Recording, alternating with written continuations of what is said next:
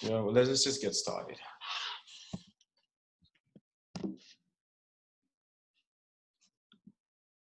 Okay. So, as you see in front of you guys on the screen, you see a picture of Africa. I want you guys to keep that picture in mind. Just, just look at the picture closely. Just look at it, maybe for a couple of seconds. And then envision, when we talk about Africa. Okay, I'm saying Africa, and now we know it's a continent, right? Africa is a continent, okay? It's a continent that has many countries in it, right? But we know the people there are of dark skin, colored, black people, right? So Africa, keep that in mind as we continue.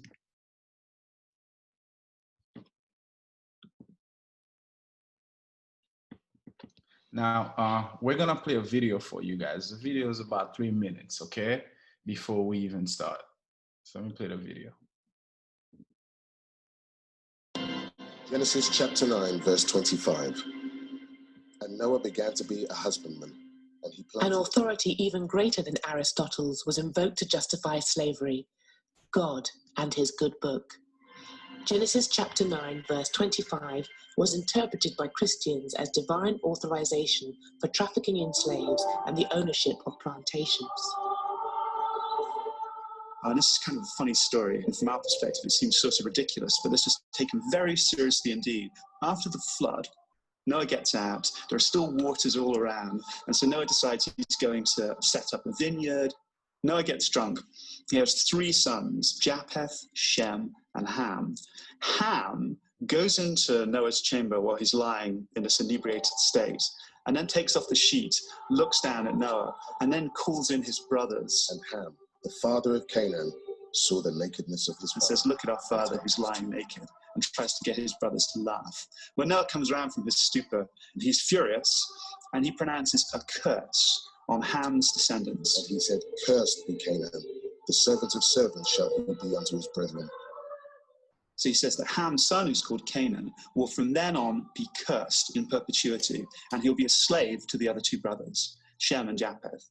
The curse of Ham was not specifically black from the beginning.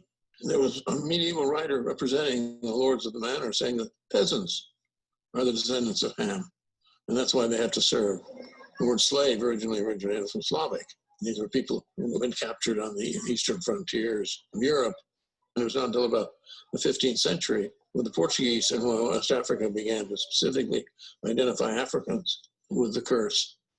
But the idea is that one branch of the human family has been enslaved because of this curse, which Noah pronounced on Ham. It's a kind of one-size-fits-all oppressors story, because you can decide whatever group it is that you want to enslave or oppress are the descendants of Ham, and therefore you have a biblical justification for your mistreatment of them. Christianity it does different things at different times. In other words, there's certainly a strand of thinking in which people justify slavery by arguing that it's bringing people in Africa into Christianity and so forth. Christianity is just one aspect of a number of different systems of thinking that would create the colonial basis for the kinds of knowledge which will be used to define non-European populations. So you move from Christianity to liberalism, to notions of humanitarianism, to capitalism. All these kinds of interventions are part of trying to manage and make sense of what the colonial enterprise is without questioning the colonial enterprise, without questioning what Atlantic slavery is. Christianity's role in slavery is very complex. For most of its history, it basically accepted slavery as part of the order of things. In a way, the parallel would be the attitude towards a homeless person today. I mean, we see it not as a sin or as evil, but as an unfortunate situation. And this continued right up to the middle of the 18th century, when a truly radical change took place in which some Christian thinkers began to see slavery as a sin.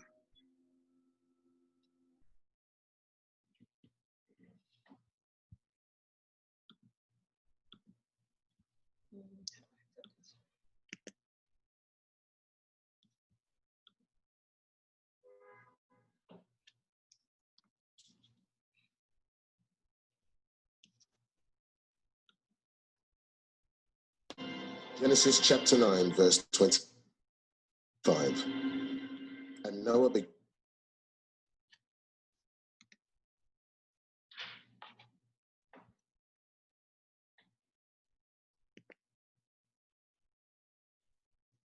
to be a husbandman.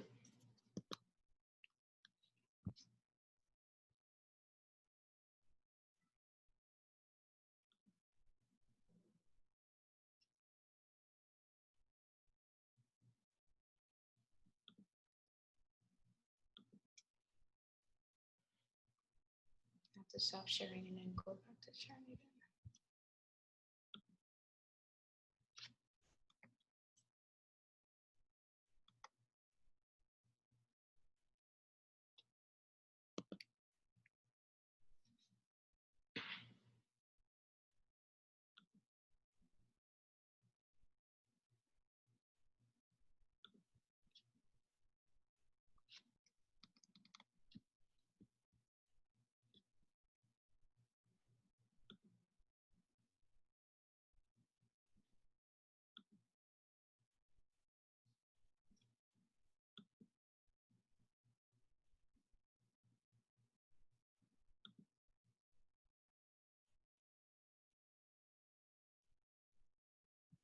Greg? Yeah, hold on. I just forgot. Hold on. Okay.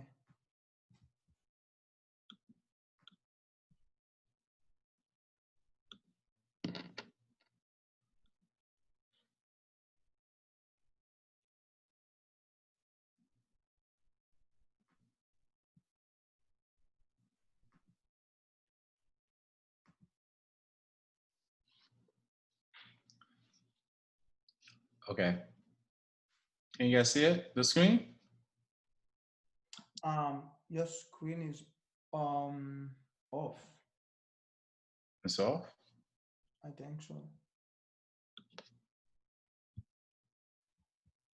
Are you on a laptop? Yeah, hold on, hold on.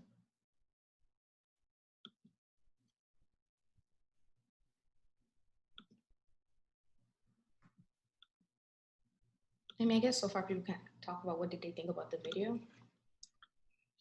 Okay. Any idea? I mean, by watching the video, what did you guys get from that video? I mean, it's like for us, this is like, I mean, it's been knowledge that the church um has figured out how to justify slavery, how to justify discrimination, how to justify, pounding on a distinct race, anyone. It doesn't have to be black, whether it's going to be discrimination against Arabs, discrimination against Native Americans. They can always go to the Bible and pluck out a small passage and say, this is why. You're right, but they basically use it really when it came to chattel slavery. Yeah, Yeah. that's what because that's what every group has basically used as an excuse. Mm-hmm. Yeah, so my computer's acting up.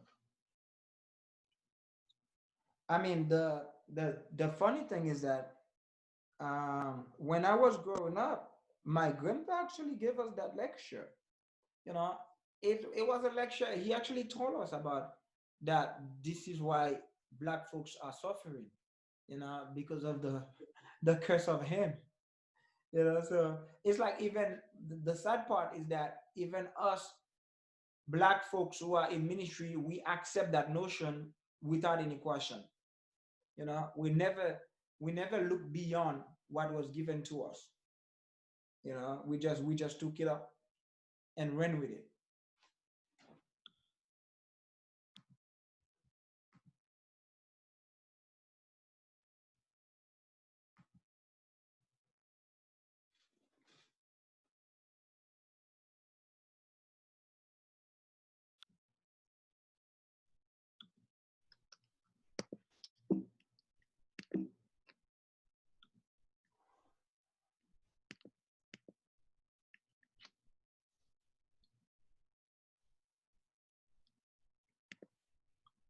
Okay. So yeah, it's that story is a story that's been told to a lot of us in the so-called community as a Christians, where how we're all descendants of Ham and Canaan, and Ham was cursed.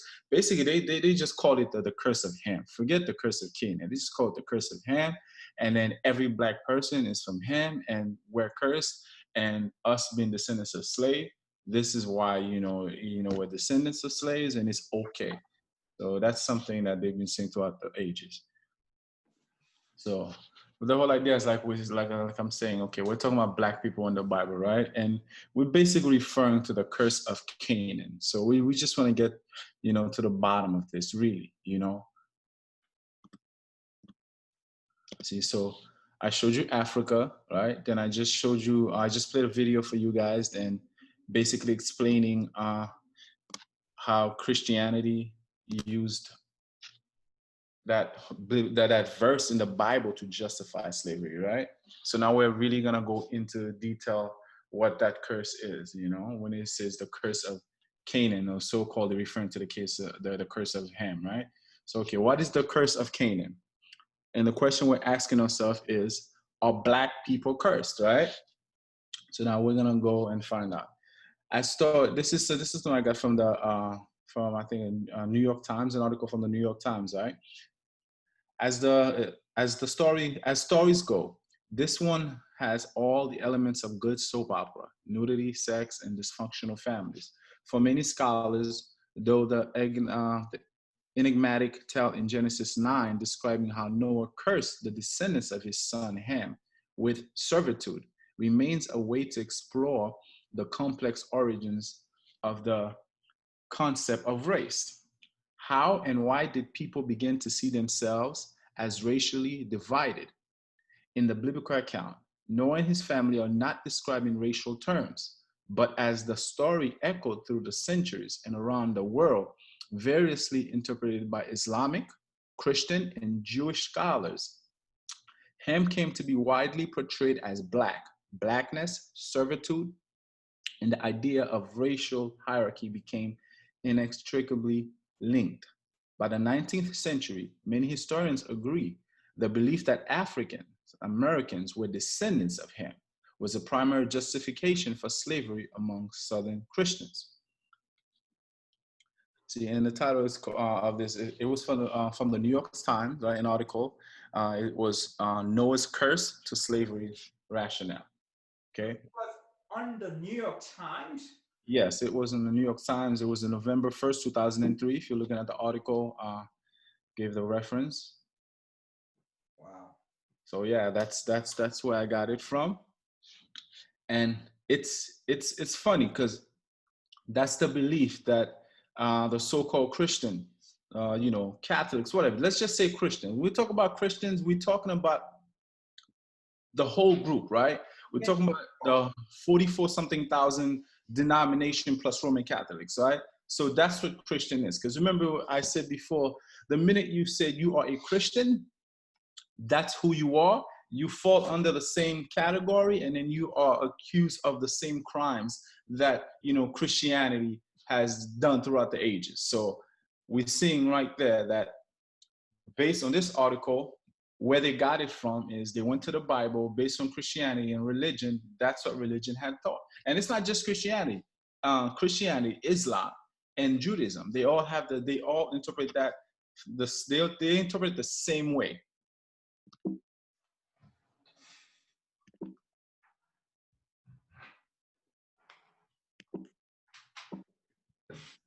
Hold on.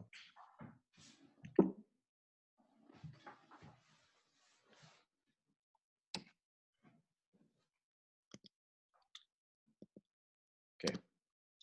So now this right here is it's a genealogy, I would say, timeline chart, right? And as we're talking about the sons of Ham, right? So before we even get into it, you see, if you look at the chart, the timeline, it talks about the sons of Noah, right? Noah had 3 sons. The 3 sons of Noah were Japheth, Ham, and Shem, right? And we say that from the 3 sons of Noah, that's how the earth was populated. So now another belief is all these people were white, because the whole Bible, to be honest with you, uh, when you read it and when we were taught the Bible, we know that when you look at the history of Christianity, it came from Europe, and all the people there, basically the majority of people there are white Anglo-Saxons, whatever you call them, right? Caucasians, right? So when they gave you the Bible, basically everything in the Bible, from the nation of Israel, from the people to the angels, are white. So the whole Bible is white. It's so funny, if you hold a Bible in your hand today, an actual Bible, it's really two popular color that the Bible comes in. It's black and brown. But yet again, inside the Bible, it's all white out. The people, the angels, every character in the Bible is white. And they might mention a few, maybe like, one, if you say 99%, 90, let's say 99 point, maybe 9% or whatever, of the Bible is white. And it's a little speck of black in the Bible, right? So now they're telling you these three sons of Noah who repopulated the earth. See, because we're not even going to Adam and what you call it, Enoch and these people, because all these people died. Then God, because remember the flood, when the flood happened, God decided to repopulate the earth, and then this is who he repopulated the earth with: Noah and his sons, right? So now we're saying out of those three sons came the whole nations of the earth in various colors, shape, and size, right? So now we're saying white people came from, Japheth, right? This is the seven sons of Japheth. You see, Europe and Asia, right? They tell you Gomer, Magog, Madai, Javan, Tubal, and so on. Then for him, you see, okay, then you see Southwest Asia, you see Canaan, you see Africa, and it's so funny. You see all these regions the sons of Ham occupied, right? We're talking about the sons of Ham occupied Asia. They occupied Canaan and Africa, right? And then you see the sons of Ham, the name of them was Cush, Mizraim, Put, and Canaan, right? Then for Shem, you have, hold on. So for Shem, you have, they tell you so-called Middle East Semites, which I don't agree, right? Because there's no such thing as Middle East, right? So they have Middle East Shemites, and they tell you these were the sons of Ham: Elam, Asher, Arpachshad, Lud, Aram. So these are the table of the genealogy of the sons of Noah, right? So from three sons, the whole earth was populated. So now from these three sons, you're about to see there's this, so-called, when we start talking about race, how they started pinpointing this whole race thing and where black people come from. Okay, who was Ham? Now that's the $1 million question. Who was Ham? Okay.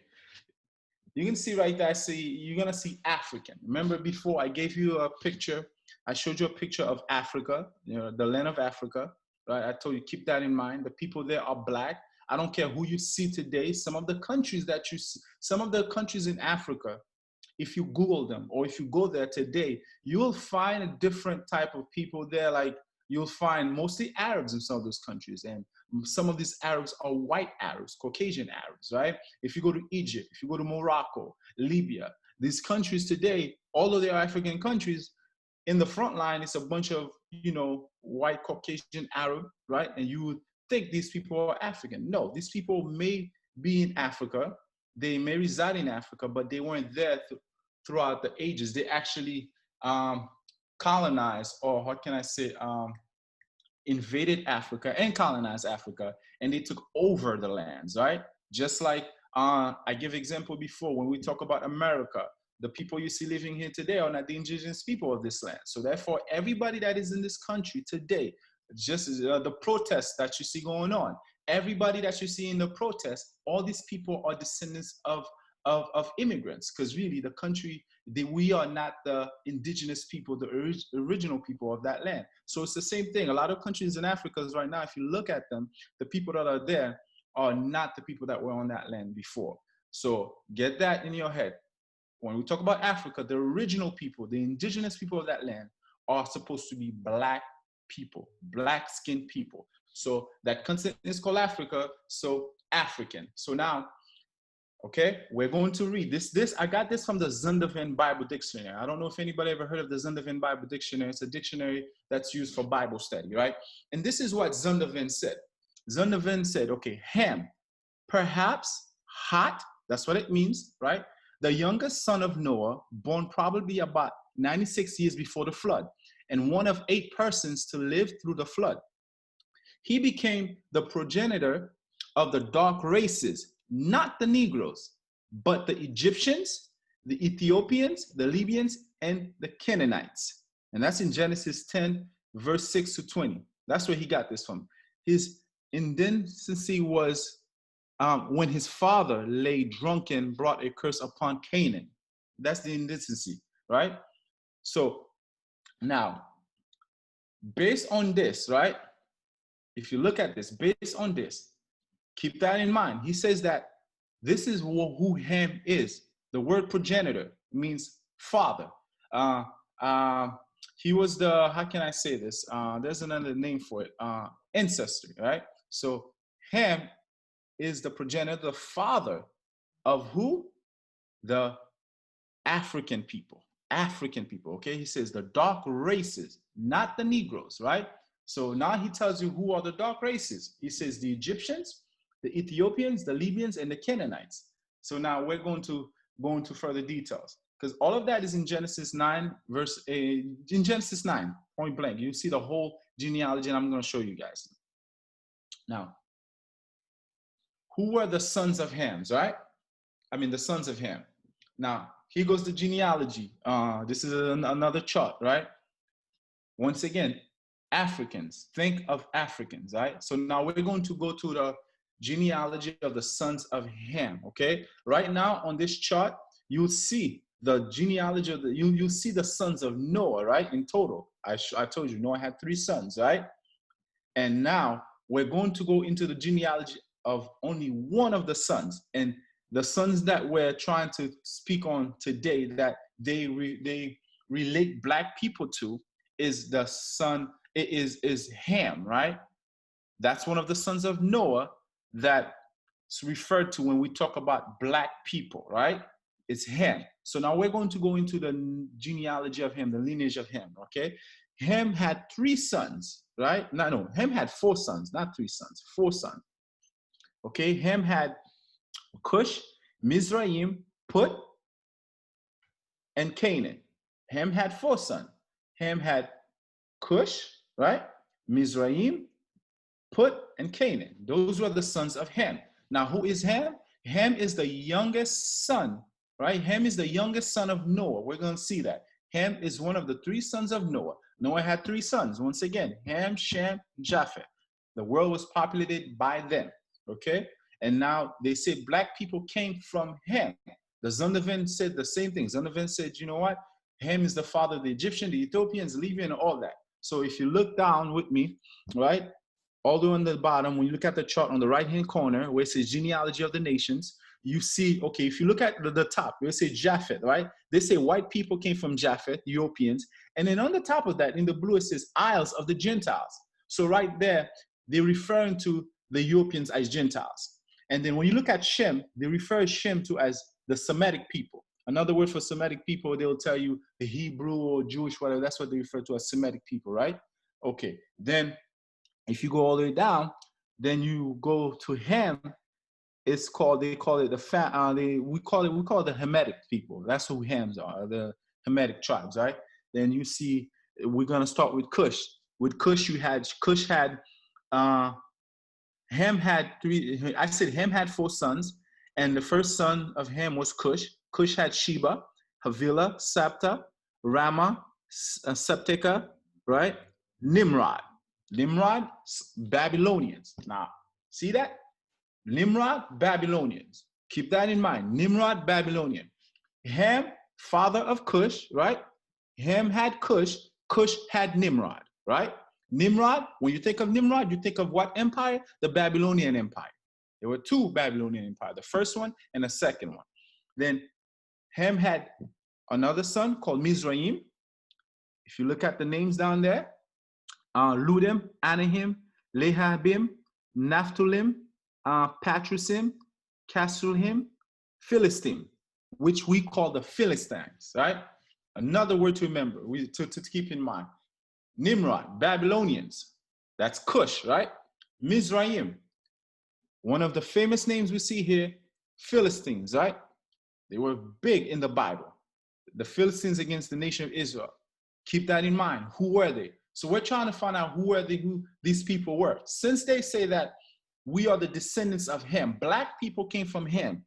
What I'm doing right now is showing you how far, how black the Bible is. You know, when we talk about Ham. See, they only use Ham for one purpose in the Bible.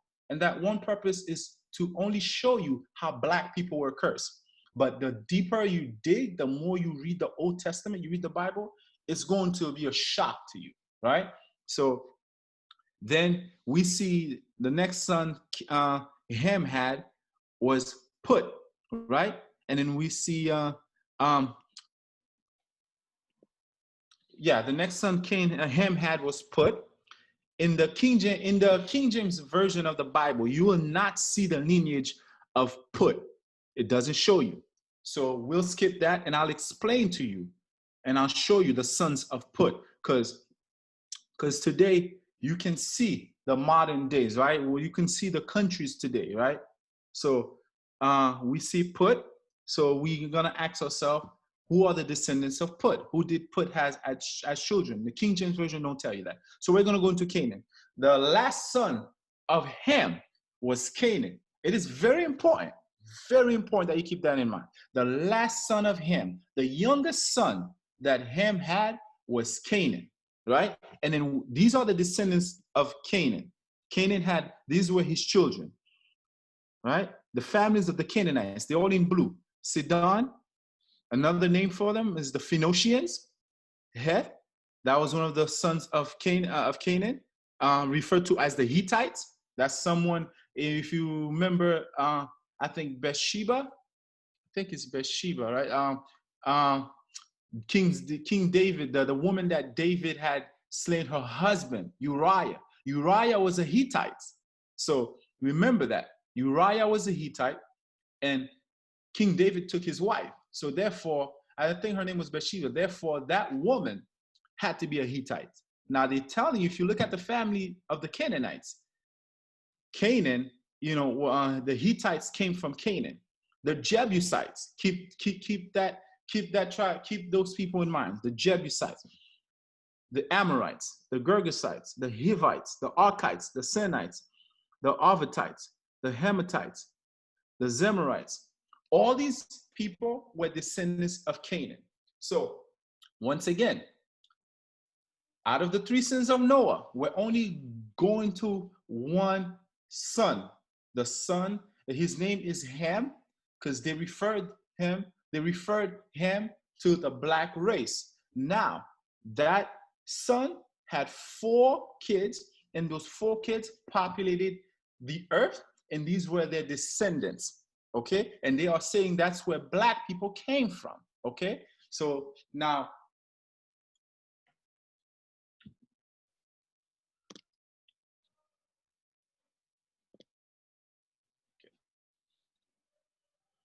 so we say the sons of Ham were Cush, Mizraim, Put, and Canaan. That's in Genesis 10, verse 6. Now we're going to go in detail, son by son, right? We start with the first son of Ham. The first son of Ham was Cush, right? The first son of Ham was Cush. Modern day Ethiopia, Sudan, right? Modern day Ethiopia, Sudan. That is Cush. Because the problem we have when we read the Bible is we see names, but we don't put faces and places with those names, right? So we have to do these things when we're studying Bible, okay?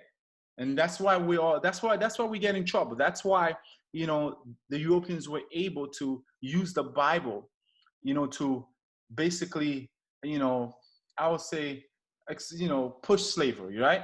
So once again, we're looking at one of the sons of Ham. The first son was Cush, modern day Ethiopia, Sudan.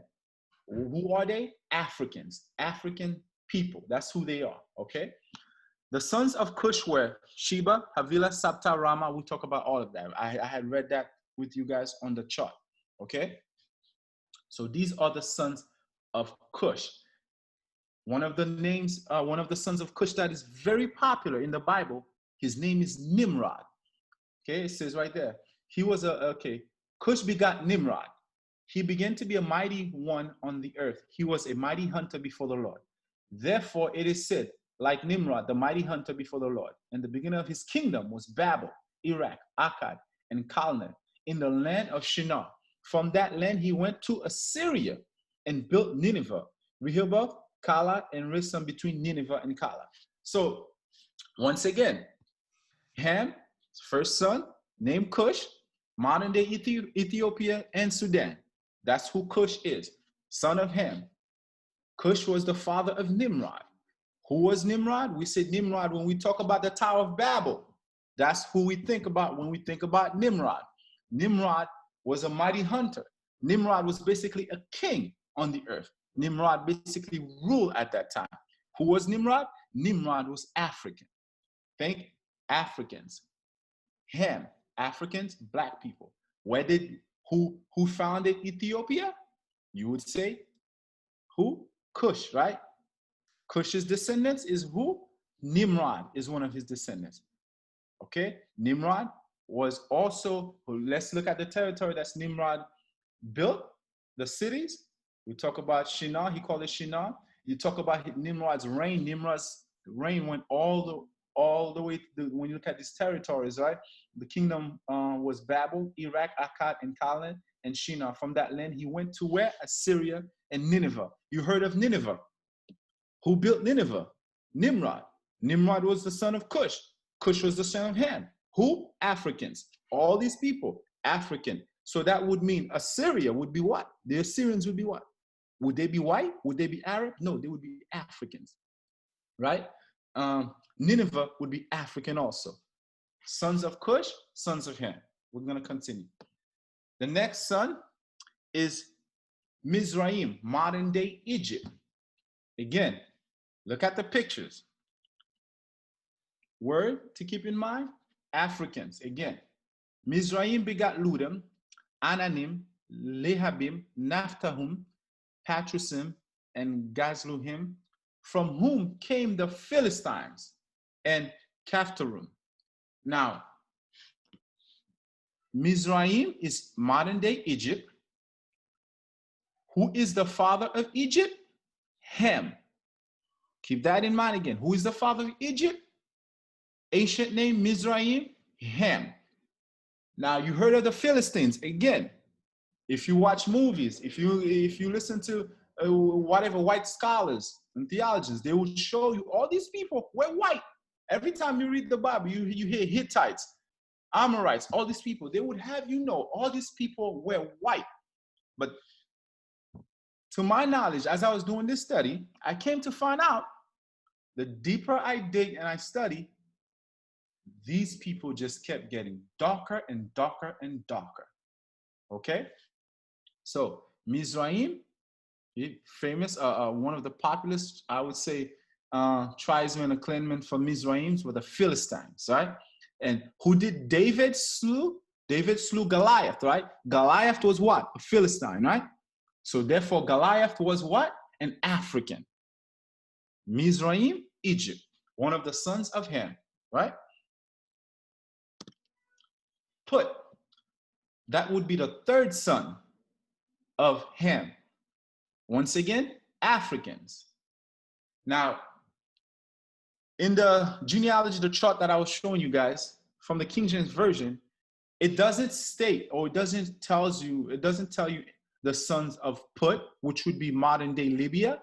So you ask yourself, if Libya exists today, and the ancient name for Libya was Put in the Bible, right? One of the sons of Ham. How come the King James Version doesn't show you that he had sons and daughters, like he reproduced? So it would be impossible for this country, these nations, these people to exist if they didn't, reproduce.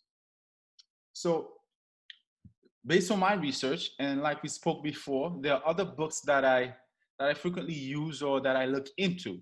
because we did a study on the Bible before, and we mentioned what the Bible was, and we said the Bible is a collective of books, collection of books. The Bible itself means library, and in that library there are books that exist, and there are books that they took away. So for me, we have certain books that I use, which are, I mentioned before, the book of Joshua. I look into the book of Enoch, and right there, if you see on top, you see it says the sons of Put were Gibal, Haden, Bena, and Aden, right? And I got that from the book of Joshua. Joshua said, chapter 7, verse 12. That's where I got that from. So if you were to say, well, wait a minute, how can I believe this is true? Well, think to yourself, how can you have a modern day an ancient name in the Bible called Put, right? And then you still have that nation that still existed, which you call Libya. So who were these children? So the book of Joshua refers to them and tells you who they were. So if you look at the picture, this is Libya, modern day. This is Put, modern day Libya. This is what it looks like right now. This is actually a picture of Libya. See, all the pictures that I put on the sons of Ham, they actually are, taken, those are the actual place right now as of today. See, you see Egypt, that's what Egypt looks like right now, right? See, Kush, Sudan, that's Ethiopia and Sudan. That's what they look like right now, right? So we're going to the fourth son, and it's very important. The fourth son of Ham. The fourth son of Ham is Canaan, right? Modern day Israel.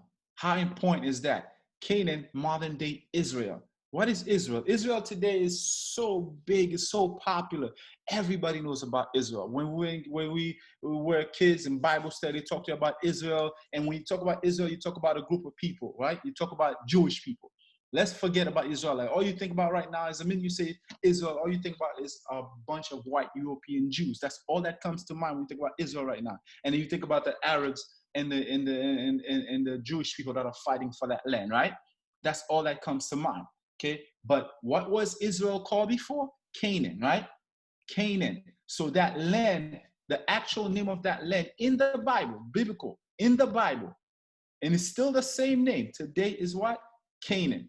If you go further, okay, you see the children, you see Israel and all that, but the ancient name for it was Canaan, right? Canaan is the fourth son of Ham, the youngest son of Ham, right? And think of Africans. Okay, Canaan, these were the children of Canaan. Canaan begot Sidon, his firstborn, and Heth, the Jebusite. Pay attention. The Amorites and the Girgashites, the Hivites, the Arkites, the Senite, the Avatite, the Zemrite, the Hematites. Afterward, the families of the Canaanites were dispersed, and the border of the Canaanites was from Sidon as you go toward Jera, as far as Gaza, right? Then as you go towards Sodom and Gomorrah, Admah, and Zebulun, as far as Lesha. These were the sons of Ham according to their family, according to language, into their lands and in their nations. Now, Canaan basically populated, the whole area of Israel. When you talk about Israel as a land, it was called Canaan. Canaan was the last son of Ham. He populated that whole region, just Canaan alone. So when we read the Old Testament and we look at Abraham, we look at Jacob, right? Joshua, Jacob, Caleb. We see these people interacting with these people in that land called Canaan. We see the Amorites, the Girgashites, the Philistines, and we're trying to figure out who are these people? What do they look like? African. Once again, they were Africans. They were who? These were the sons of Canaan, right? Now this is a map. The map you see is divided 3 parts. You see, once again, Ham, Shem, Japheth, right? The greens are basically Ham, and the blue Shem, and the red is Japheth. We say Japheth is Europe. We say Shem is basically, let's say Asia, right? And Ham, we're going to say Africa, right? So we went through all of that. You can see, it's just to give you a picture to show you, right? Ham, we see Luben, we see Egypt, Mizraim, right? Then we see Cush, we see Put. So all these things that we're speaking about is right there in the picture. Now, That's the question we ask, right? The $1 million question. Who was cursed, Ham or Canaan, right? Who was cursed? Because let's go back. Ham, the Zondervan said, black people, right, came from Ham, right? And it's in the Bible, right? In the Bible, he said that, the Zondervan said that Ham is the progenitor of the African people, the African people. When we talk about Africa, we know some of the most popular country in Africa, right? And some of the most ancient. So we spoke about the 4 sons of Ham, right? Out of the 4 sons of Ham, Zondervan said that Ham was their father, but he wasn't the father of the Negroes. We'll keep that in mind. So we see Ham, the father of Canaan, okay, saw the nakedness of his father and told his 2 brothers outside, right? So we know what happened from there. Ham saw his father naked, and then he made a mockery out of it. He was laughing. Then he went and told his brothers, right? So we know what happened. Then it says, so Noah awoke from his wine and knew what his younger son had done. Who was Noah's younger son? Ham. Noah had 3 sons. Once again, we said Japheth. Japheth is the eldest, by the way, based on my research. I didn't put that there, but Japheth is the eldest, right? And Shem is the second, and Ham is the third. Ham is the youngest, and it said it right there. So Noah awoke from his wine and knew what his youngest son had done to him. Then he said, "Cursed be Canaan, a servant of servants he shall be to his brethren." The reference is right there. So Noah did not curse Ham. Noah did not curse his youngest son Ham. Noah cursed his his grandson. Noah cursed his grandson, Ham's son, who was Canaan. The last son of Ham was Canaan. We're going to go back. This is who Noah cursed, right? I don't know if you can see. Okay, all the way on my right hand, right? On my right hand, if you look at the genealogy of nations, once again, if you go all the way in the bottom, you see Ham, right? Ham, the son of Noah, had 4 sons. The one that Noah cursed was not Cush, right? Cush is Ethiopia and Sudan. So Noah did not curse Cush. Noah did not curse Mizraim, which is Egypt, African again. Noah did not curse Put, which is Ham's 3rd son, right? Which is modern day Libya. Noah only cursed one of Ham's descendants, one of Ham's line, which was Canaan. And then we see all the people that came from the Canaanites, all the people you call Canaanites that would refer to the Canaanites, we see all of them down there. They're all in blue.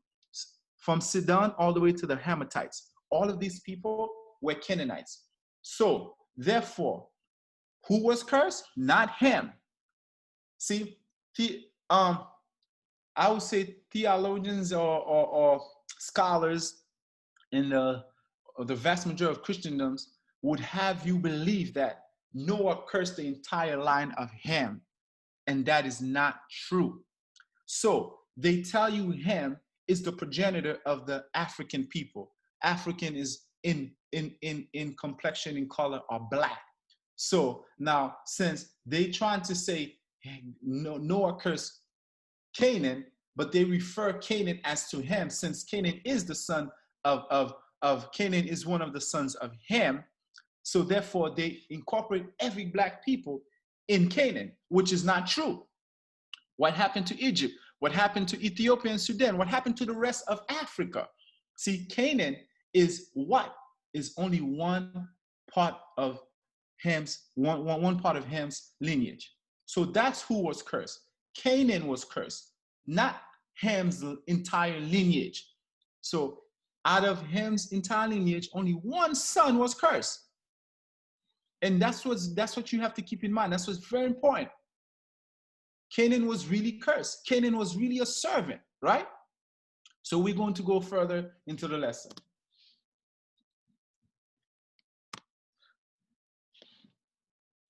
So I showed you Mizraim. That was that was the second son of Ham, right? Then Put, that's the third son of Ham. Then fourth, that's the fourth son of Ham, and that's the one we said who was cursed. Okay, ancient name Canaan, modern day name Israel. That's the land that was cursed. And now you want to ask yourself, why is Canaan called Israel when Israel is the people? So what happened to the Canaanites, right? And remember, all these people that you see here are referred to as Canaanites. These were the people that were on that land that is modern day called Israel. These were the people that when the nation of Israel left Egypt, these were the people they went to go get that land from, take that land from. Okay, we say who was cursed? Ham or Canaan? We know it's Canaan, not Ham. Now, these are the biblical accounts, right? The biblical destruction of the Canaanites. What happened to the Canaanites? What did God do? Noah cursed Canaan, the youngest son of Ham. Out of 4 sons, the 4th one was cursed. The youngest one was cursed. So Noah cursed one of his grandsons, not all his grandsons. So Noah cursed one of his who? His black grandsons. That's what they'll have you know. But they'll have you believe that Noah basically, Noah basically only had Ham and then as black, and Ham only basically had one race, one lineage, one son, Canaan, which is a lie. So yes, Canaan was cursed. And what happened to Canaan? This is what happened. They were destroyed, really. They were destroyed.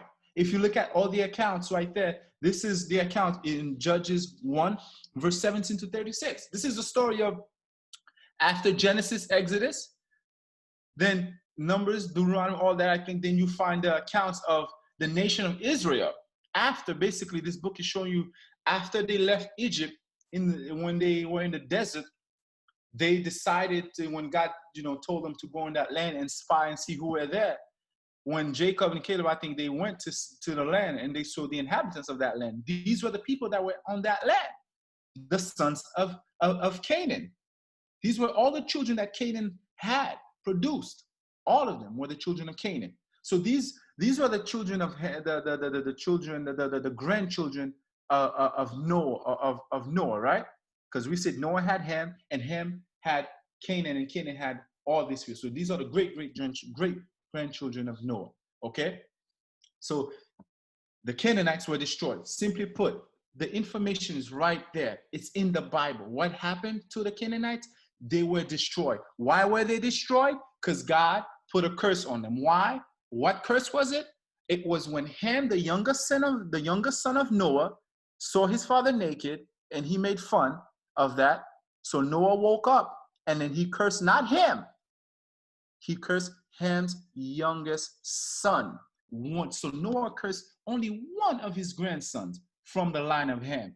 Remember, Ham had 4 sons. And out of the 4 sons of Ham, they said the black people was populated, the African people were populated from that lineage. Okay, let's keep that in mind. What happened to the Canaanites? They were destroyed. Okay, the Canaanites was cursed. Ham was not cursed. Now, where did Canaan dwell? If you want to ask yourself, okay, if you don't believe that, Canaan is Israel today, where did they dwell? According to the Table of Nations in Genesis 10, right? Canaan was the ancestor of the tribes who originally occupied the ancient land of Canaan. All the territory from Sidon or Hamath in the north to Gaza in the southwest and Laishah in the southeast.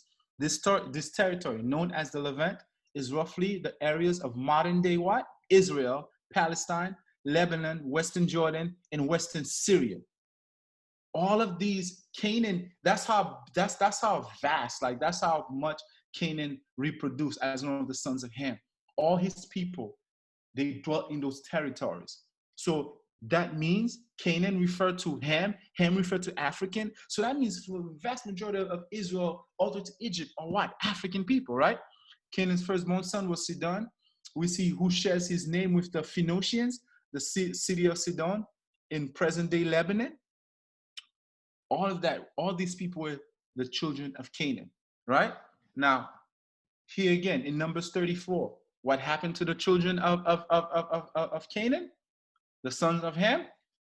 God told, I think Joshua, right, in Numbers 34, verse 2, he says, command the children of Israel and say to them, when you come into the land of Canaan, this is the land that shall fall to you as inheritance, the land of Canaan to its boundaries. That's what happened to the Canaanites. That was the curse of the Canaanites. When Noah cursed his grandson, Canaan, he did not curse his son Ham, he cursed his grandson. That was the curse. That's what happened. It happened when the nation of Israel got in that land. They didn't destroy these people right then and there. You're going to see they actually lived among these people. They mingle with these people. You're going to see these people, although they were destroyed, the majority of them were destroyed. But before that happened, the nation of Israel lived with them, amongst them, and also married them. You're going to see that, okay? Now, we're going to the next part.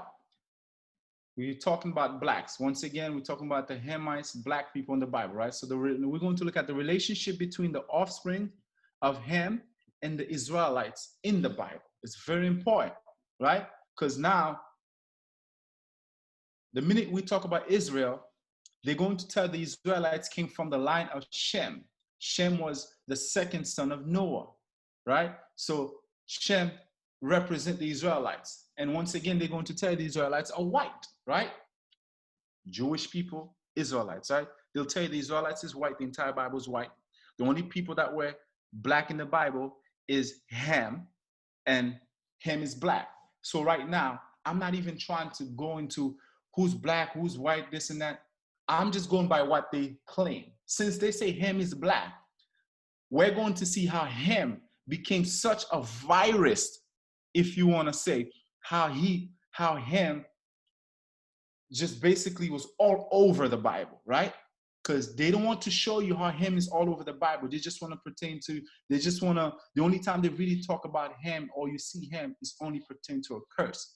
But in reality, Ham is all over the Bible, that the Bible itself is going to become a different color to you if you continue paying attention to the line of Ham. Not to even question the other sons of Noah. That's for future lessons. We're not even going there. See, we're not even going to the whole genealogy of Noah's sons, but only one lineage, which is Ham.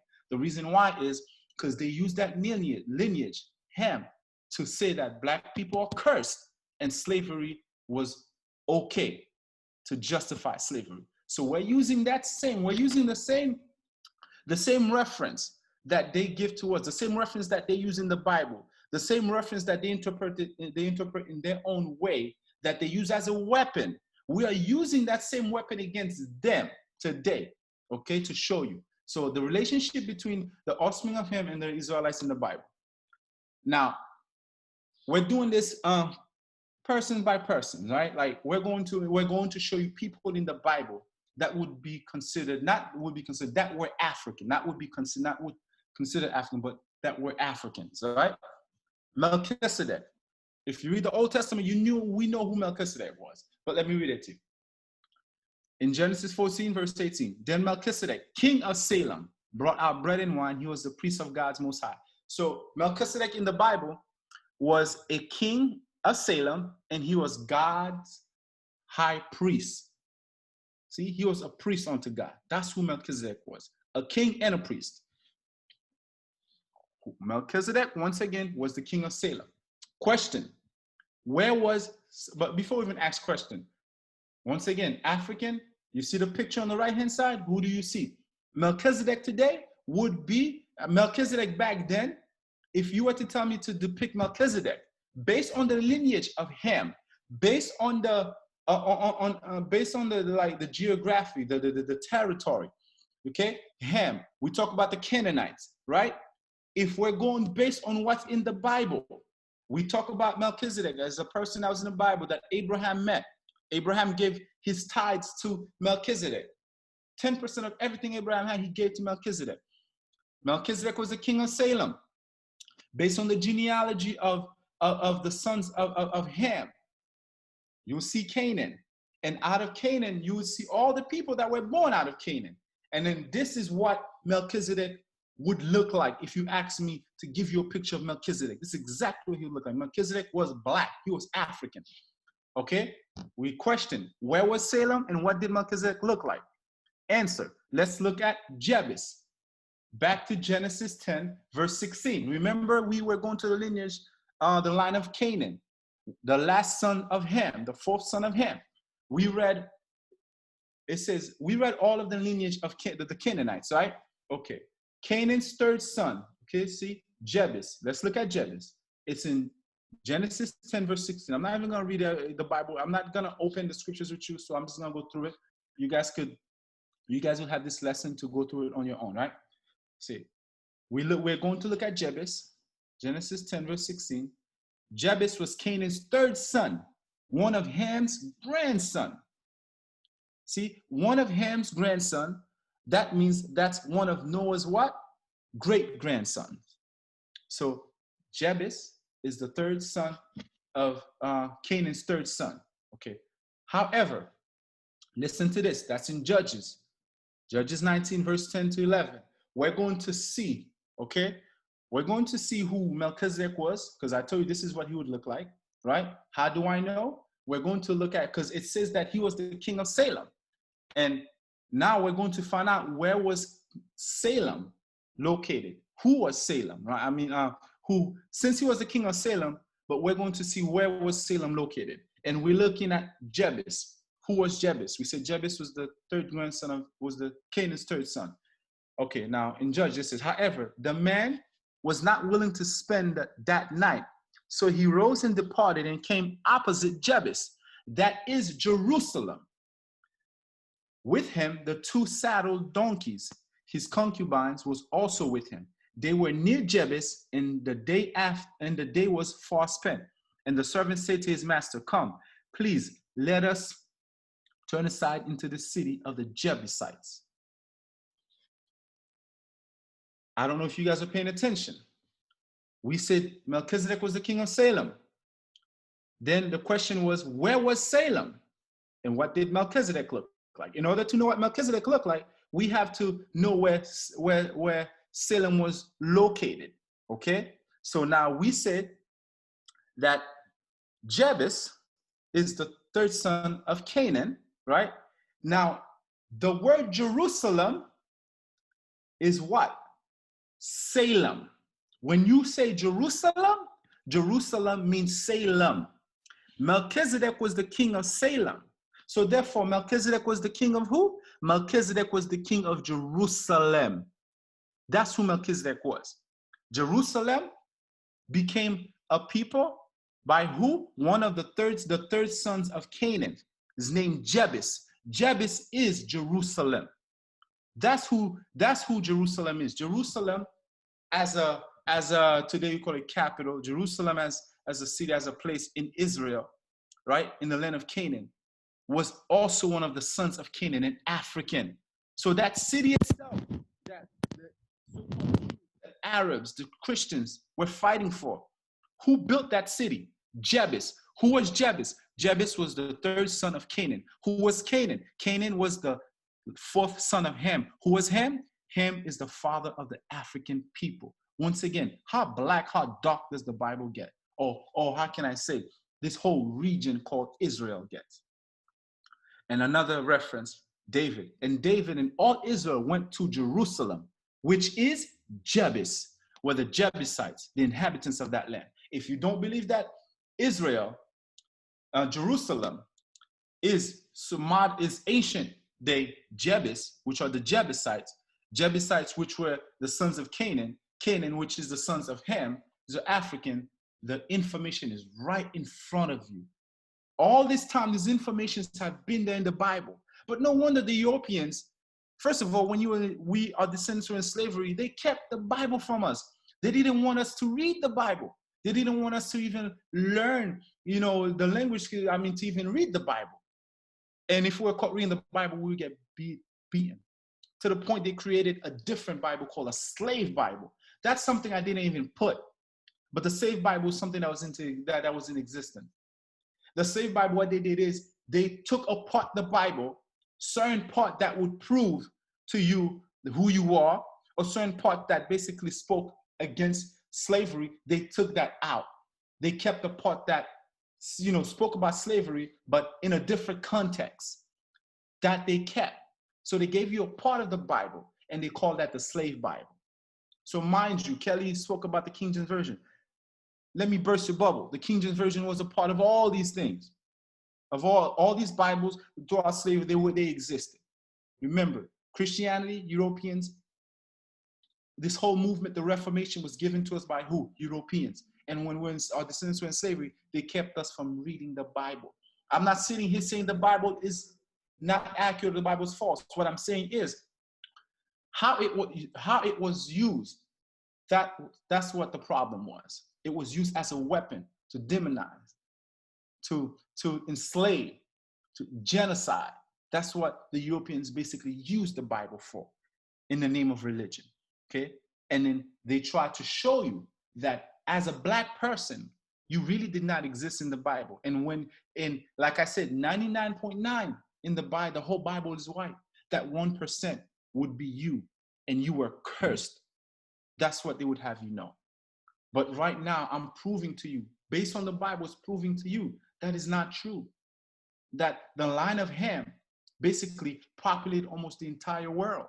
And only one of the line of Ham was cursed, which were the Canaanites. And majority of them were destroyed. So that curse went into fruition. That curse actually played itself out.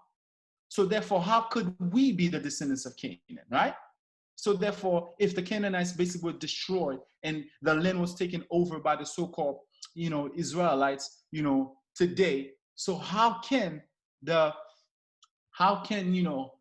today they refer to us as, well, we are the descendants of the Canaanites? Is that accurate? I don't think so. And once again, I'm showing you people who were in the Bible, people that were in the Bible. I'm showing you those people were Black. I'm not trying to say the whole Bible is Black. That's a different lesson that we're going to do. But right now, I'm showing to you the weapon that they use, the name Ham. Basically, when we talk about ham, we think about a sandwich, right? Well, basically, let's look at that. Ham, what Ham has done, like really, how big and how important Ham is to the Bible. Okay, the next person in the Bible we can refer to as Black is one of the wife of Moses, right? Because we says wife of Moses, okay? Think of African. On your right-hand side, right? I show you a picture. One of Moses' wife, not Zipporah. The reason why I state that is in that verse right there, it does not say who that woman was, okay?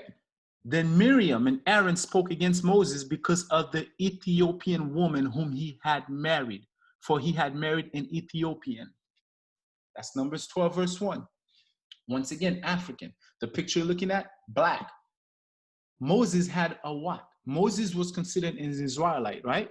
So they would tell you Israelites are white, Jewish are white. That's what they would tell you. But we're going to see. Moses married an Ethiopian.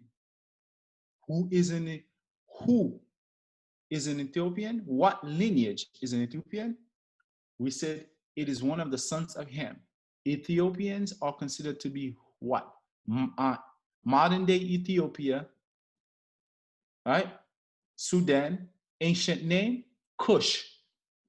The ancient name for Ethiopia was Cush. So Moses married one of the children, the descendants of Cush, a Cushite, which means she was an African.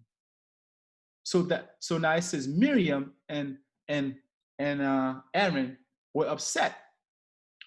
I don't think they were upset about color, but they were upset because she was Ethiopian, right?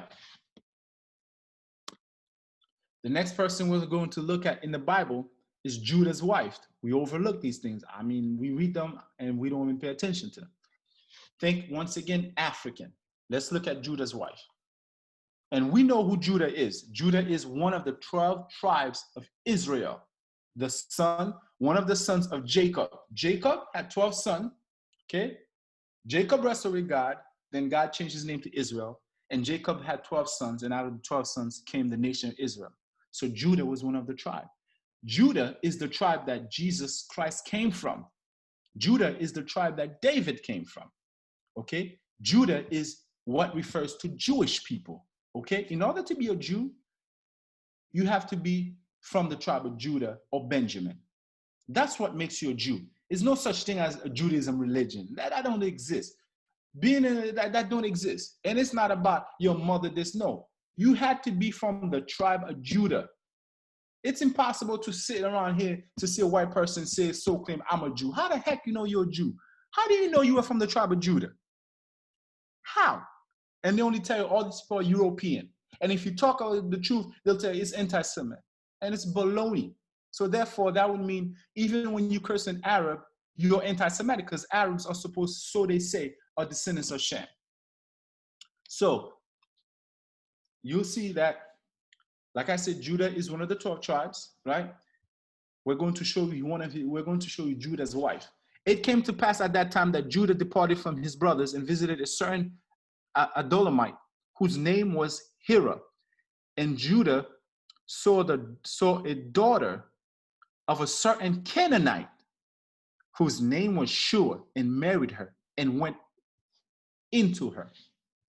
Once again, who did Judah marry?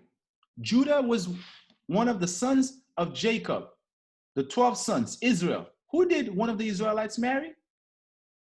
A Canaanite. A Canaanite. Who was the Canaanite again? Was the last son of Ham. Those were the people that were in the land that the nation of Israel was supposed to go and take out of that land. So it shows you in the beginning, even before Moses, even before the migration, or the exodus of Israel as a nation out of Egypt, even before they went into Egypt, they were living in that land with the Canaanite, the so-called people that Noah cursed. It shows you that Judah married one of them and had kids with her. So how did Judah became a people? How did one of the 12 tribes of Israel become a people? Through a Canaanite woman, through an African woman, a black woman. So now, doesn't that get you thinking? If you think about Jews, like even if they were white, then that means if you think about that one drop rule, let's just say for to entertain, right? Let's just say they were white. If you think about that one drop rule right there, just like Obama, whose father was African, is from Kenya, I think, and then his mother was Irish, but Obama is still considered to be what? You could call him a nigger. He's a black man. He's a black man. They'll tell you, African American, because of that one drop rule. So to entertain the thought, let's just say for sake that the nation of Israel were basically white people, like you say, white Jewish people. So that would mean that nation, that tribe, out of the 12 tribes, Judah itself, the Jews today, couldn't claim to be Caucasian. It's impossible. They shouldn't even be looking like that. So that means they would have to keep on mingling with Europeans after Europeans to white out the whole black blood in them. So that right there is showing you Judah's wife. We saw Moses married an Ethiopian woman, African. Judah married a Canaanite, African. All these people are what? Children of Ham. The next person is Hagar, the Egyptian. Hagar was an Egyptian. Think once again, African. Who was Hagar? Let's read. Now Sarah, Abraham's wife, had borne him no children, and she had an Egyptian maidservant whose name was Hagar. So Sarah said to Abram, "See now, the Lord has restrained me from bearing children. Please go into my maid. Perhaps I shall obtain children by her." And Abram heeded the voice of Sarah. Then Sarah, Abram's wife, took Hagar, her maid, the Egyptian, and gave her to her husband Abram to be his wife. To be his wife. After Abraham had dwelt 10 years in the land of Canaan. Once again, Abraham is in the land of Canaan. The land of who? The land of Canaan. Canaan is who? Canaan is the grandson of Noah, the son of Ham. Ham is considered to be who based on Zondervan? And based on the Bible, Ham is the father of the African race. So Abraham is in a land that's occupied by African people. Then now Abraham is given an African woman to marry, which is an Egyptian woman. And he had kid with her, and his name was Ishmael. Once again, how black does the Bible get? Okay, let's continue. The next person is somebody we really don't speak of. I really didn't know, based on my study, is Asenath. Asenath. Think of African. Who was Asenath? And Pharaoh called Joseph's name Zaphnath Phaneah. And he gave him as a wife Asenath, the daughter of Potiphar, priest of On. So Joseph went out over all the land of Egypt, and to Joseph were born 2 sons before the years of famine came, whom Asenath, the daughter of Potiphar, priest of On, bore to him. Once again, Joseph was the son of Jacob, one of the 12 tribes, right? One of the 12 tribes. If you want to know Joseph's lineage in the 12 tribes, is through his son. Ephraim and Manasseh replaced Joseph in the 12 tribes table. So Joseph is one of the 12 tribes, right? Jacob had Joseph by, I believe, I'm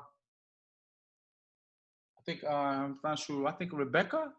No, not Rebecca. It was Leah and Rachel.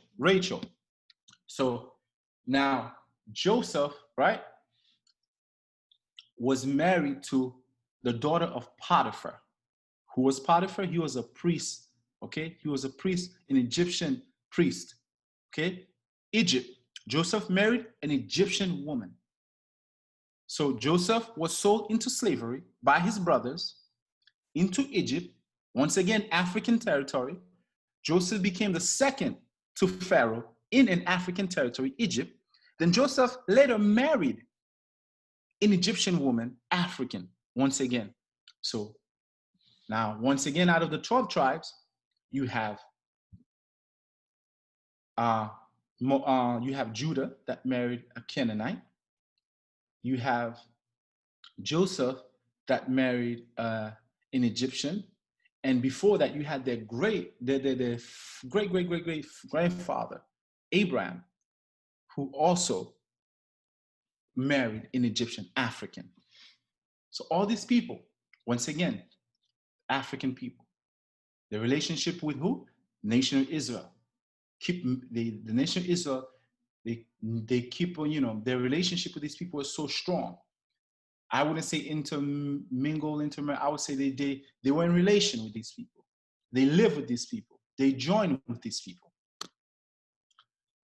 Another famous people in the Bible, again, Solomon, right? Solomon's women. Solomon had many women. One of the women that Solomon had was, we could think of the daughters of Pharaoh. And we even think of, I forgot which other, is this Queen Sheba that also came from Egypt, came to visit Solomon, right? But we also talk about the daughters of Pharaoh, the daughter of Pharaoh. But King Solomon loved many foreign women, as well as the daughter of Pharaoh, women of the Moabites, the Ammonites, the Edomites, the Sidonians, the Hittites.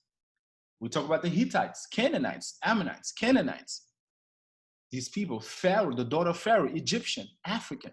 So once again, Solomon, son of David, nation of Israel, who was he involved with? African women.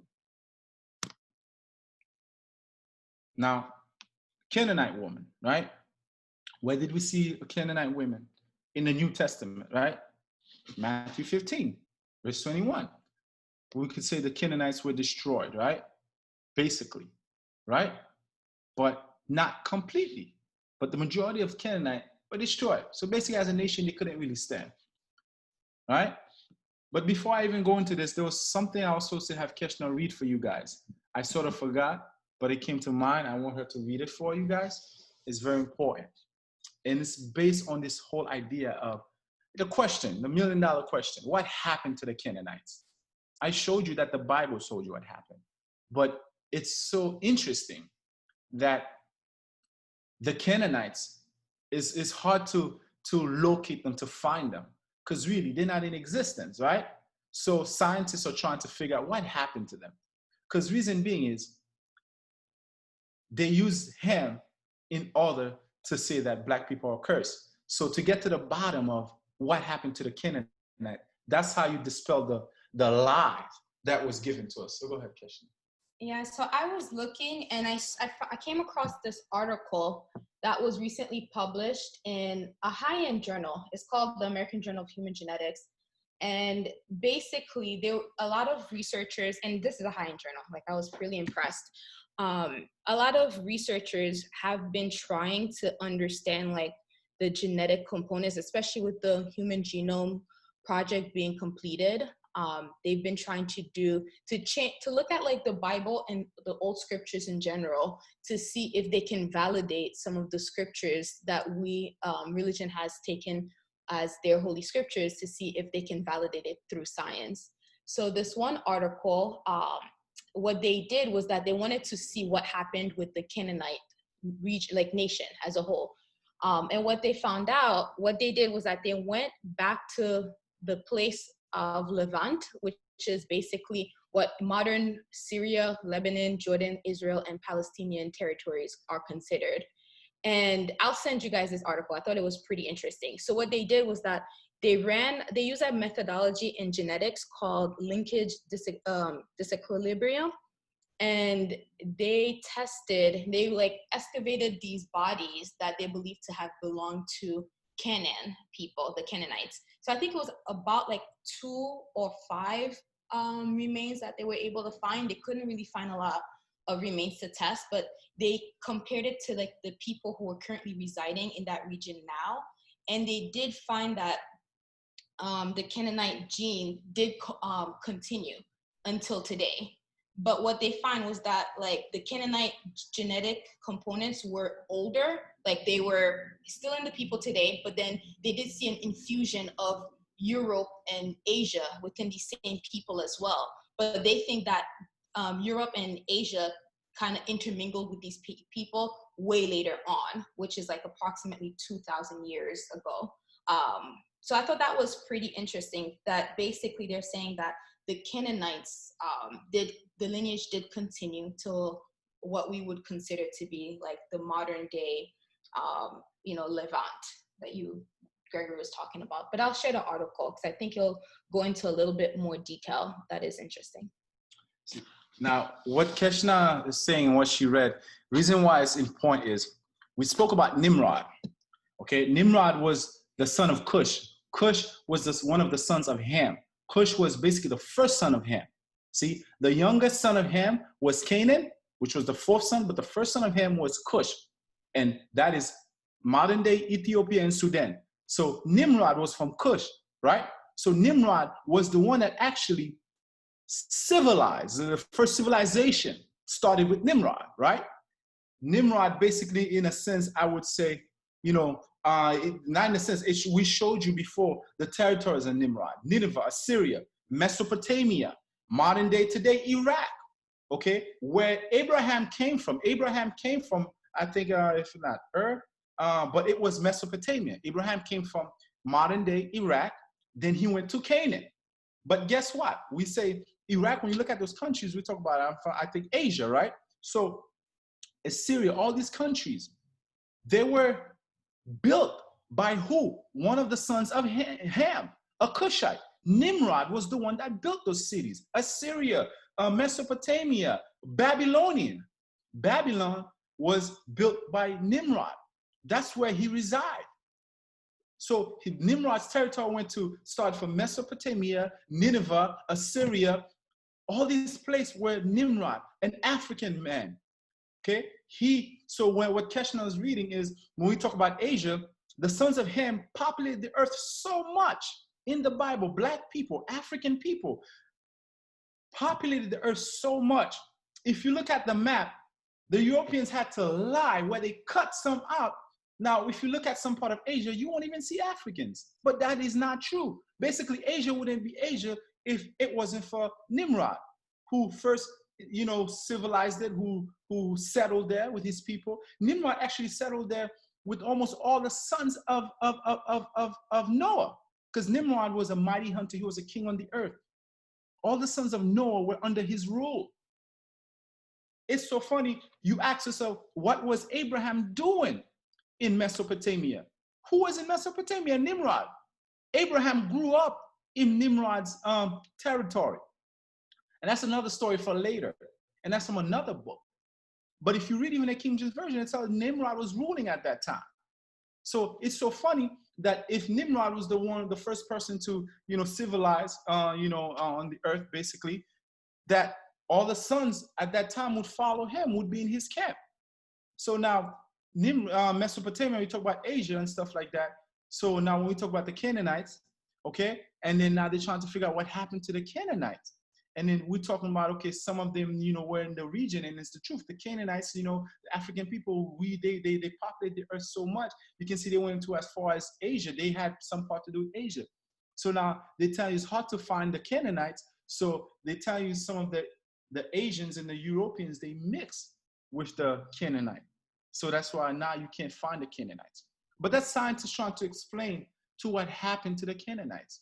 Because reason being is if you can prove what happened to the Canaanites, then that means you dispel the whole idea of the curse of Ham and the Canaanites that Africans were cursed and we're bound to be enslaved by Europeans, which is a lie. So I thought that was very interesting. So we said, okay, we're talking about the Canaanite woman. I didn't get a chance to read that. That's in the New Testament.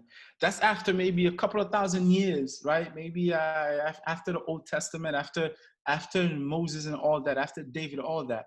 I forget how many years had lapsed that Christ came, Yeshua came into the scene, that Christ came into the scene. We call Jesus Christ came into the scene, right? That's way, way later. Then Jesus went out from there and departed to the region of Tyre and Sidon. Once again, you see the name Sidon. We said Sidon was a what? As one of the sons of Canaan. Then Jesus went to the region of Tyre and Sidon, and behold, a woman of Canaan came from that region and cried out to him, saying, "Have mercy on me, O Lord, son of David. My daughter is severely demon possessed." What is that telling you? What is that saying? Once again, Canaanite, a Canaanite woman. Jesus was in Israel, now modern day Israel at that time, ancient name Israel. So of course it makes sense. Most of this region were Canaanites. I mean, majority of them had died out or they were destroyed in battle by the nation of Israel, but there were some that remained, as Keshner read to you, to the point that scientists has found some trace of them. But as a people, they are really not in existence. They are not a nation as a people. So out of all the sons of Ham, we see three groups that remains as a nation, as a people today that you still could see. And we call it the African nation. So that right there is to show you once again an African presence in the Bible, a black presence in the Bible, since Europeans claiming the entire Bible is white. Now here goes something that Kelly mentioned earlier. And Kelly mentioned that the Apostle Paul, right? So I'm going to read on that. And I say Paul and I put question marks behind it because it brings to question it's something that's in question. It really gets you thinking, right? And I put something to ponder on. Then as Paul was about to be led into the barracks, he said to the commander, "May I speak to you?" He replied, "Can you speak Greek? Are you not the Egyptian who some time ago stirred up a rebellion and led the 4,000 assassins out into the wilderness?" But Paul said, "I am a Jew from Tarsus in Cilicia, a citizen of no mean city. And I implore you, permit me to speak to the people." I don't know what you guys get from this. This is Paul, the apostle, being referred to as an Egyptian. Now, Kelly said when, I think that, the commander, I think he was Roman, when he said to Paul, "Can you speak Greek?" In a sense, he's asking Paul a question. Can you speak Greek? How is this possible? It's like we are Haitian, all of us, right? I assume whoever's on the line. And a white man stands in front of us and says, can he speak? While we're in Haiti, let's not even say the America, because we're in America, he's probably gonna speak in English. But if we're all in Haiti and a white man stands up and say, can he speak? Majority of it, we're gonna ask, whoa, can you speak Creole? That's exactly what happened. It was based on race. Now, when I said race, I mean color. Let's just say color. Since race wasn't an issue in the Bible, but there started to be color, right? As you can see, a Roman, he's confusing Paul to an Egyptian when Paul asks to speak. How is it that you speak Greek? Are you not an Egyptian? Egyptian, once again, is what? A modern ancient name, biblical ancient name, Mizraim. Mizraim is the son of who? Mizraim is the son of Ham. Mizraim is the second son of Ham. Ham is once again the father of the African people. Paul is being compared to, in appearance, to an African man. Are you not the Egyptian? Why would he ask that? If Paul was white, why would the Roman officer ask, can you speak Greek? When at that time, the people of that land, when at that time, the Roman Empire ruled, and we know it was Greek and Latin that was being spoke. So how is it, if Paul was white, why would he even ask that? It's like asking a white man today that's, walking on the street, can you speak English? That would be preposterous. That would be, come on. That wouldn't make sense. So that's why Paul was asked that. Are you not an Egyptian? Paul was compared to one of the sons of Ham. Why? Why? In appearance, he looked different. He looked like who? It gets you thinking, did Paul look like an African? Now, that's another lesson for future, but it speaks for itself. I put the question mark for you to ask yourself that question. Dig deeper. What's really going on? All these things we just brush off when we read the Bible. Can you speak Greek? Are you not that Egyptian?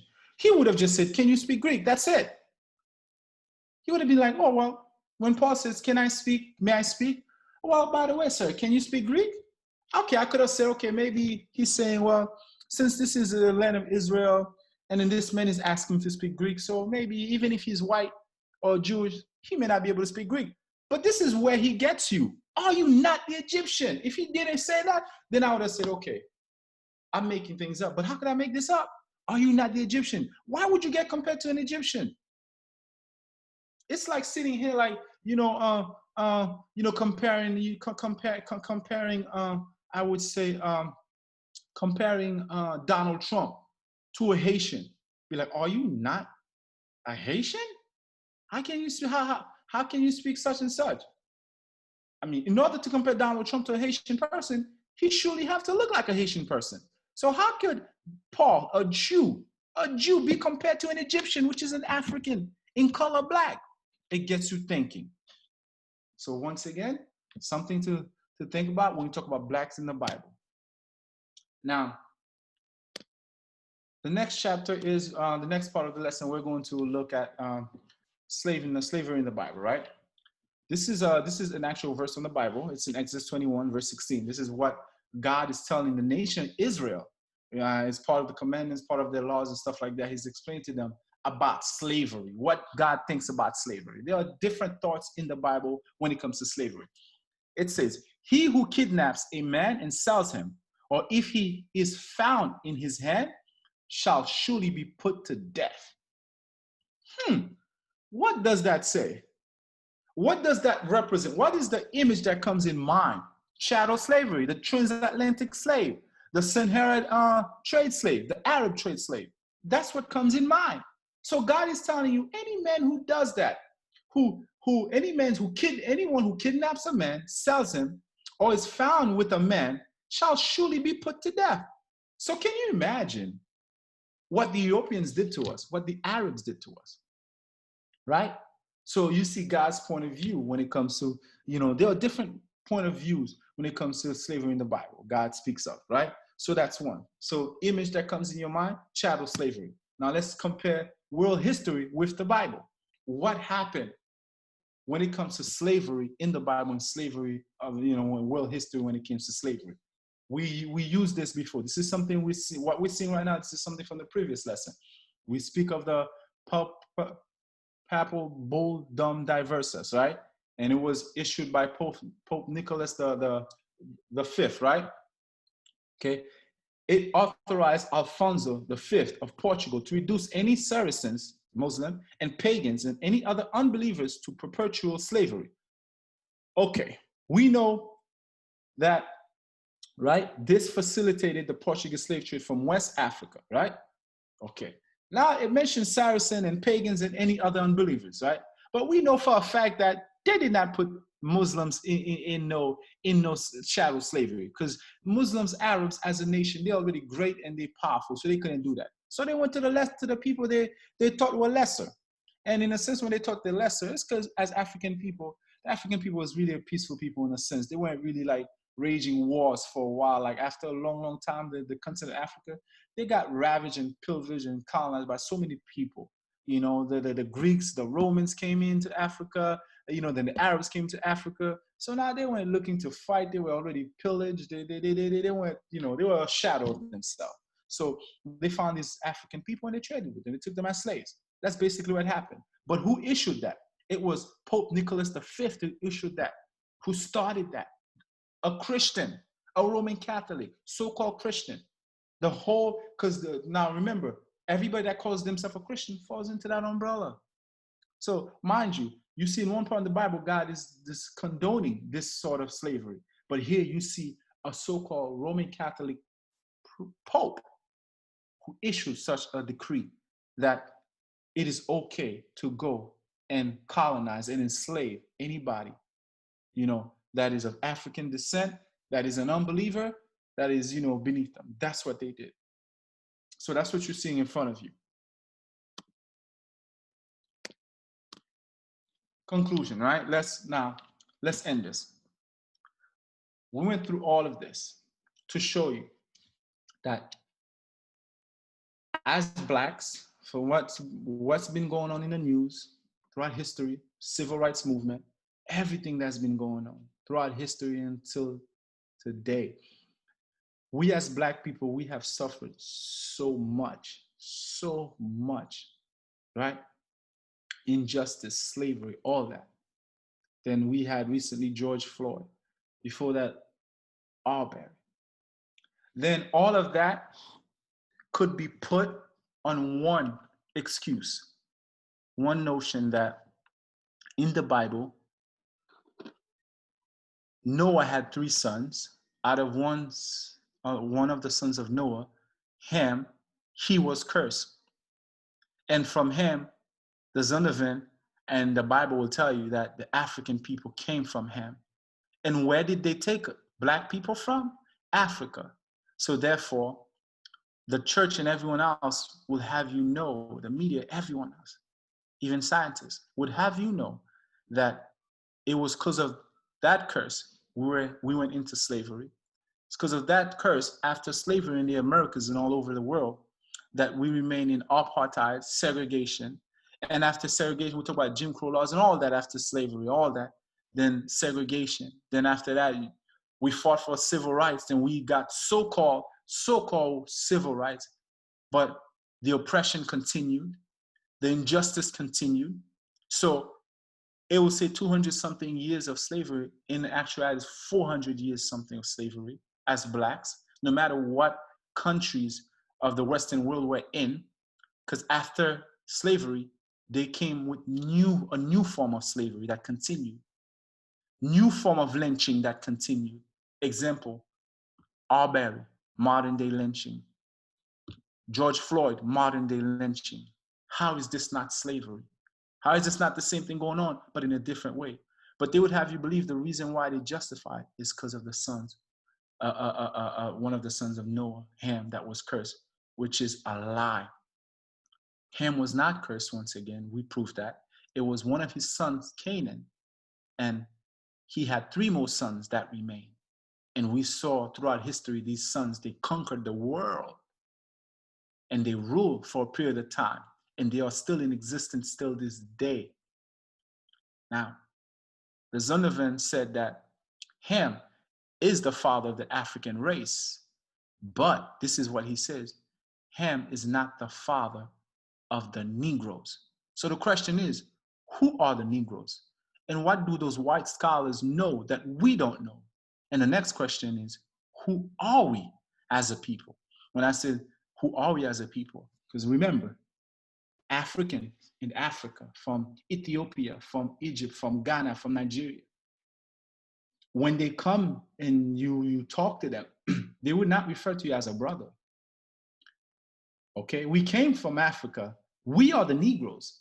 Haitians are Negroes. Haitian are Negroes American, right? American Negroes. When we say American Negroes, people only think the word American, African American only refers to the United States, like people who are in the, no.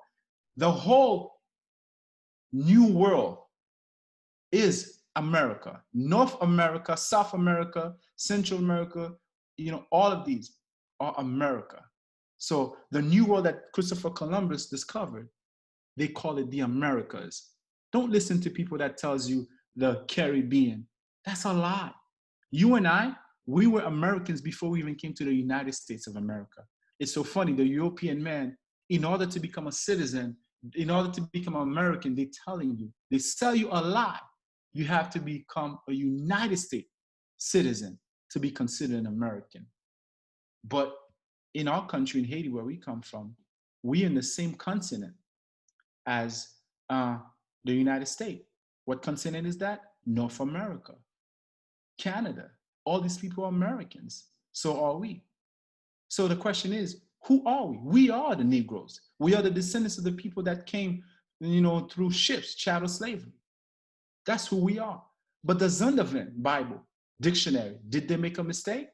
That they said that Ham is the father of the Africans, but not the Negroes? So who are the Negroes? Who are the Negroes? Who are we? Those are the questions we ask ourselves.